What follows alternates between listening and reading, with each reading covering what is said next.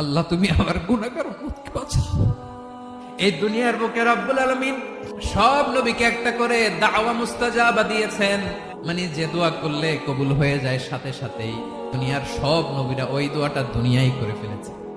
বিশ্বনবী বলবেন, আল্লাহ ওই স্পেশাল দোয়াটা দুনিয়াতে করি নাই, আজকে আমি তোমার দরবারে দাঁড়িয়ে কিয়ামতের দিন ওই দোয়াটা করছি। আল্লাহ আমার যে উম্মতের হৃদয়ে যাররা পরিমাণ ঈমান আছে, আমার একটা উম্মতকেও তুমি জাহান্নামে ঢোকাতে পারবা না।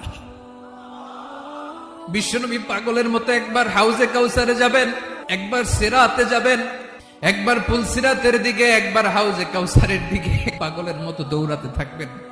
তার কোন গুনাহগার উম্মত যাতে জাহান্নামে ঢুকে না যায়। উম্মতি বিশ্বনবী আমার জন্য কাঁদবেন, আপনার জন্য কাঁদবেন, আমাদের জন্য সেদিন কেঁদে কেঁদে জাহান্নামের দরজায় দাঁড়িয়ে আমাদেরকে টেনে টেনে জান্নাতে ঢুকাবেন।